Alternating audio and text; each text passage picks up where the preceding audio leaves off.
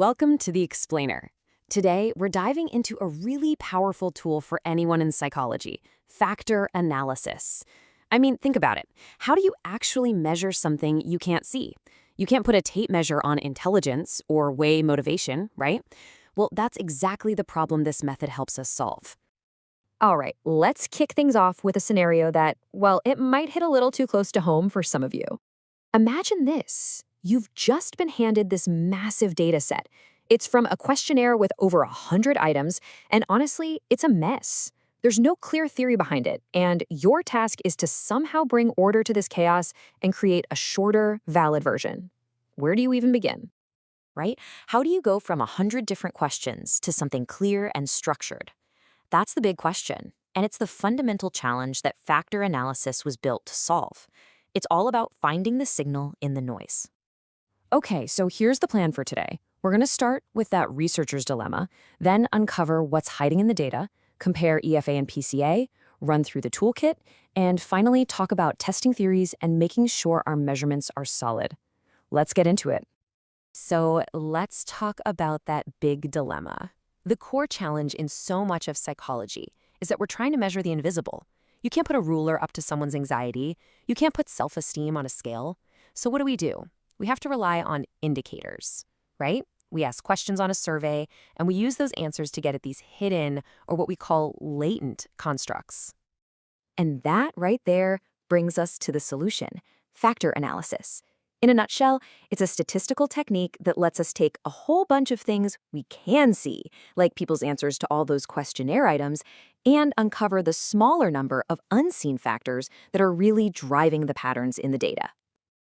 So what factor analysis really does is help us identify these latent variables. These are the big ideas, the underlying constructs we care about, things like burnout or job satisfaction. We can't see them directly, but we can infer they exist because they cause people to answer a bunch of related questions in a similar way. The analysis groups these items together based on how they're correlated. Now, it's important to know that factor analysis isn't just one single thing. It's more like a family of techniques. The two big ones you'll hear about are exploratory factor analysis, or EFA, and confirmatory factor analysis, CFA. Here's the best way to think about it. With EFA, you're a detective. You're exploring the data, looking for clues, trying to discover a potential structure. But with CFA, you're a scientist in a lab coat. You already have a specific theory, a hypothesis, and you're testing to see if the data actually fits your model. Okay, let's pause here and tackle what is, without a doubt, one of the most common points of confusion out there, the difference between EFA and something called principal component analysis, or PCA. You'll see them lumped together in a lot of software, but listen, they are fundamentally different tools for very different jobs, and getting this distinction right is absolutely critical for your research. All right, so the key difference, the big one, all comes down to variance. See, EFA is only interested in what's called common variance. That's the overlap, the part of the variance that items share because we think they're all being influenced by the same underlying factor. PCA, on the other hand, just looks at the total variance. It mashes everything together, the shared stuff, the stuff unique to each item, and even random error. That's why EFA is all about explaining the relationships between your variables, while PCA is really just a tool for data reduction, taking a big data set and making it smaller. And this leads to a really important conceptual difference.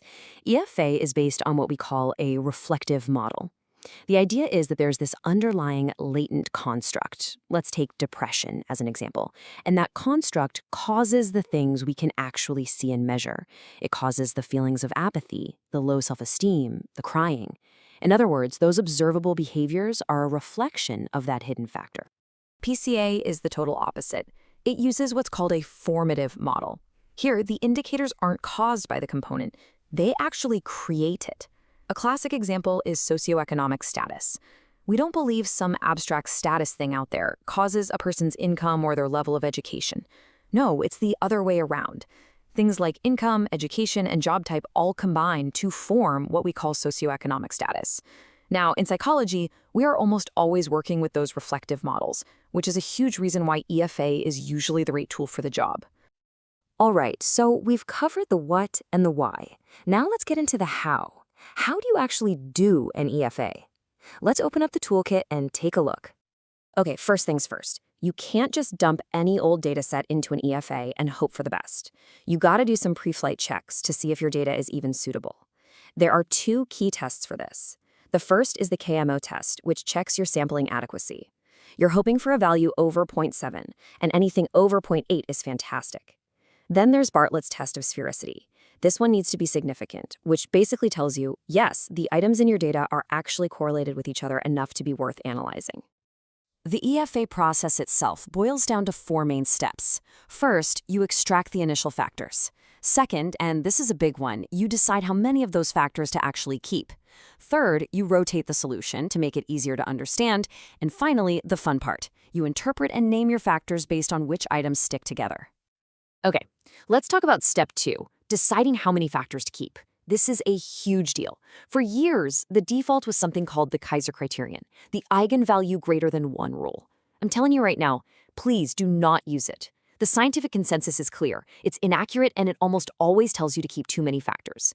The modern gold standard is called parallel analysis. It's brilliant, actually. It creates a bunch of random data that's the same size as yours and sees what kind of factors emerge from pure chance. Then, you only keep the factors from your real data that are stronger than the random noise. It's a way more accurate method. Step 3 is rotation. Think of this like adjusting the focus on a camera. It doesn't change the picture, it just makes it clearer and easier to interpret.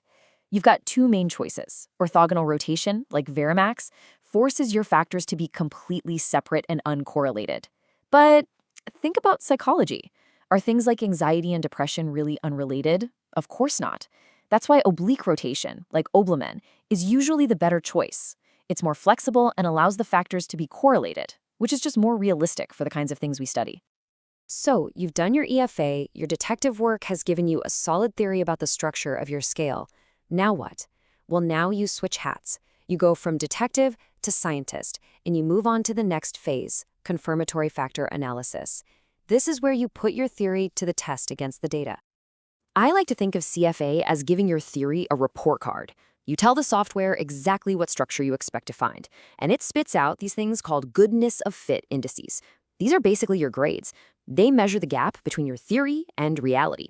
For example, you want a high grade on the CFI, above 0.95 as an A+, but you want a very low score on the RMSEA, which measures error, so below 0.06 is what you're aiming for. Looking at these fit indices together tells you how well your theory actually holds up. Okay, so you've explored with EFA, you've confirmed with CFA. Your factor structure is looking great. You're almost there. But there is one last absolutely crucial step. You have to show that your scale isn't just valid, but that it's also reliable. And this brings us to another important modern update. For decades, everyone used Cronbach's alpha for reliability, and it's fine, but it has a big weakness. It assumes every single item on your scale is an equally good measure of the factor. And let's be honest, that's almost never true, right? A much better, more accurate measure is McDonald's omega. It doesn't make that strict assumption, and it gives you a much more realistic estimate of how reliable your scale truly is. So when you put it all together, what's the big picture? Factor analysis, both the exploratory and confirmatory kinds, is a foundational process in psychology. It's the evidence we need to build good measurement tools. It's how we go from just a bunch of questions to a scale that we can confidently say actually measures the invisible thing we set out to measure in the first place. So I really encourage you to dive in and start playing with these methods yourself. Don't be intimidated. Modern software, especially free tools like JASP and Jamovi or the Psych package in R, have made this stuff so much more accessible. They're built to guide you toward these best practices we've been talking about so you can avoid some of the old, outdated defaults you might find elsewhere. So that leaves us with one final thought. In the data you're working on, in the research questions that you're really passionate about, what hidden structures, what new insights are just waiting there for you to discover? Thanks for watching.